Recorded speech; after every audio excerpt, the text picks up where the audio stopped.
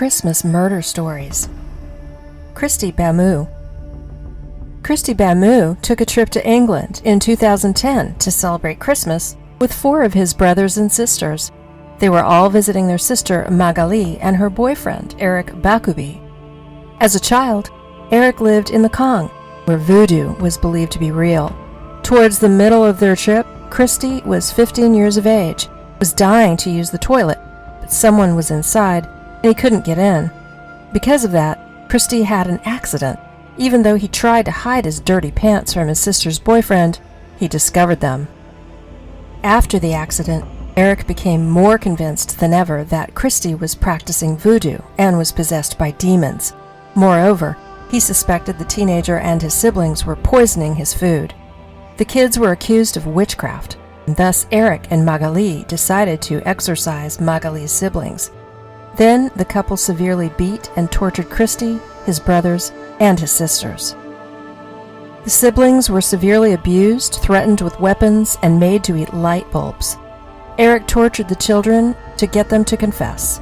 He ordered them to jump from a window so they could see if they were capable of flying. Once the kids admitted to practicing witchcraft, their torture ended. At that point, they all tortured Kristy. His siblings beat Kristy with metal bars, ceramic floor tiles, bottles, and a chisel. Eric shoved a metal bar for lifting heavy weights down Kristy's throat. The sadistic couple twisted parts of Kristy's ear from his head and bashed his skull with ceramic floor tiles. They used clamps to pull out Kristy's teeth and hit and broke his bones with a hammer. While Eric tortured Kristy, his siblings begged their oldest sister for help. However, Magalie encouraged her boyfriend to beat Kristy until he falsely confessed to witchcraft. Eric called Kristy's father in Paris and told him that if he didn't get to London right away, his children would be murdered. Kristy's father tried to find a way to get there, but couldn't make it in time due to a devastating snowstorm. Kristy begged his abusers for death on the night of Christmas Eve because he was so desperate to die.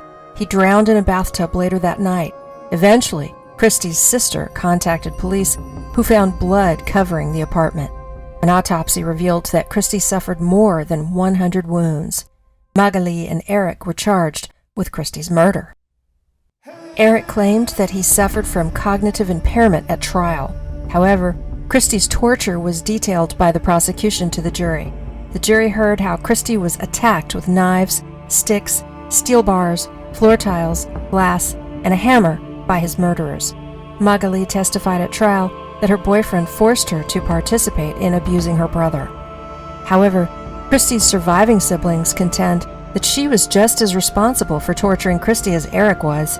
Eric and Magalie were convicted of torturing and murdering Kristy. Additionally, Magalie was found guilty of 2 assault charges. She was sentenced to 25 years in prison, while Eric was incarcerated for 30 years. Ronald Gene Simmons.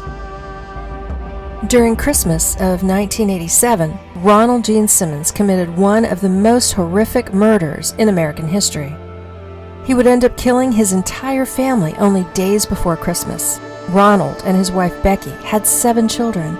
There was a report in 1981 that Ronald had an inappropriate relationship with his teenage daughter Sheila. In addition, Ronald was alleged to have fathered her children. An investigation into Ronald and his family was launched, but Ronald fled to Arkansas in order to avoid prosecution.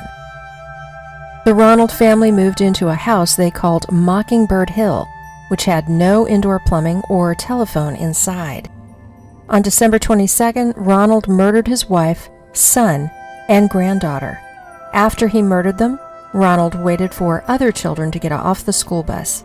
When the youngest Simmons children arrived home, Ronald told them he had holiday surprises for them. Taking the children one at a time, Ronald strangled them. Then he held them underwater.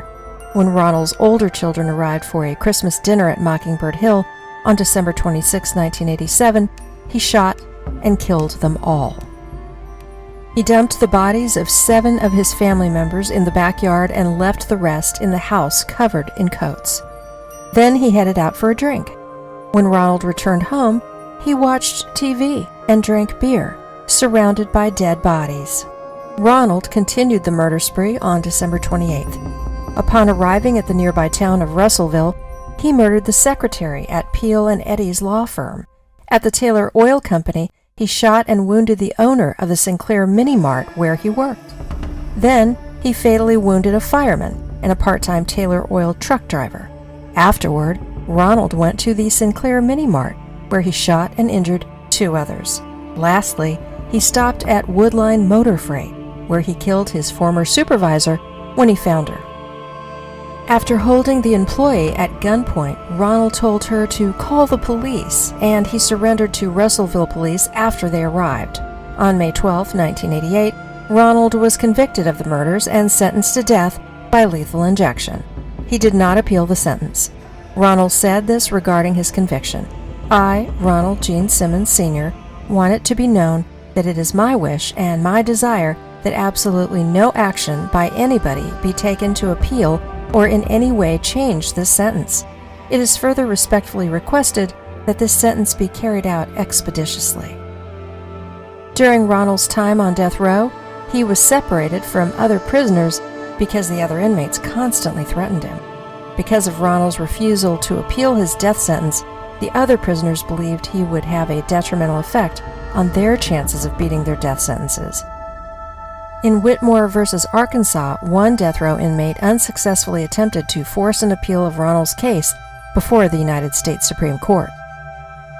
Some believe that if Ronald had been successfully arrested back in 1981 based on the fact that he had abused his daughter, the murders would likely not have happened. However, the prosecution said they had dropped the charges at the family's request. In May 1990, President Clinton signed Ronald Simmons' execution warrant, and the death sentence was carried out on June 25, 1990.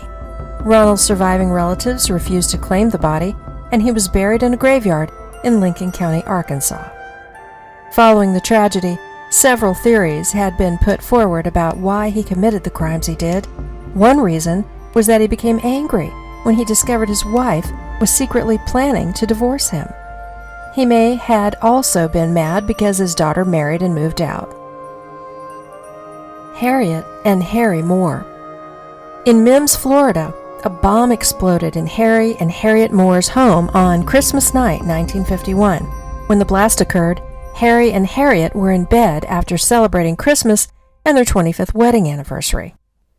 The bomb killed Harry, but Harriet fought for her life for 9 days before she died. Their daughter was at home, but unharmed. During the explosion, the couple's other daughter was making her way to her parents' house to celebrate the holiday with them.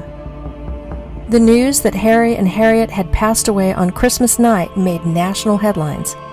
Former First Lady Eleanor Roosevelt expressed her sadness over the tragic passing of the couple.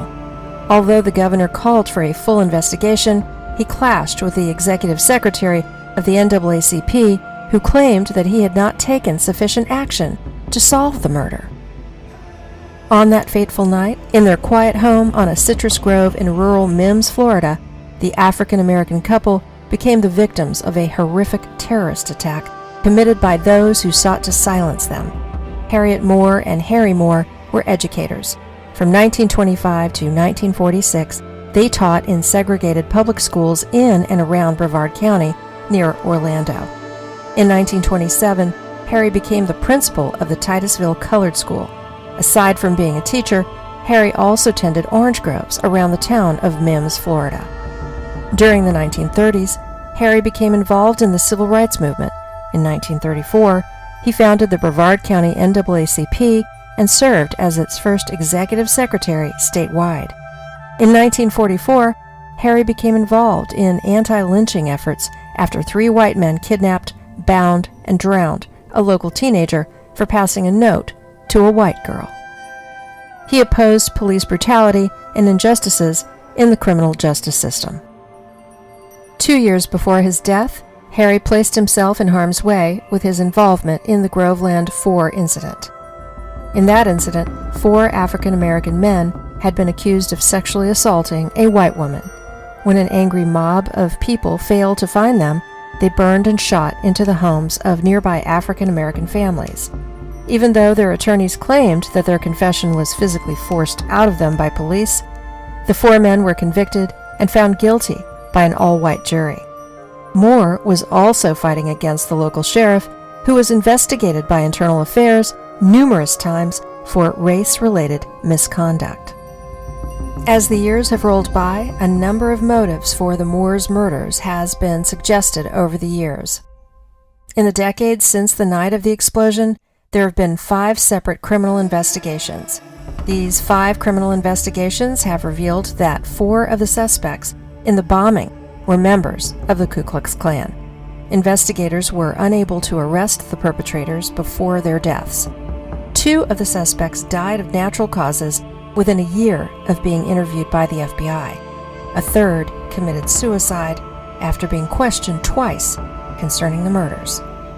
Based on the investigation, it was discovered by FBI agents that Harry had become a known target of the Klan because of his civil rights advocacy. There was never an arrest made in connection with this case, however. In 2011, the Department of Justice's Civil Rights Division closed the federal investigation. After his death, Harry was posthumously awarded the NAACP Spingarn Medal in 1952. The site of Harry and Harriet Moore's home in Mims, Florida, where the bombing occurred, has been designated as a historical heritage landmark by the state of Florida as of 1999. So there you have it. What do you think about these heinous holiday murders? Do you think the punishment given to Eric and Magalie matched their crimes? Let us know in the comments below. If you appreciate this video, make sure to like and subscribe for more true crime coverage. Thanks for watching, and see you soon in the next video.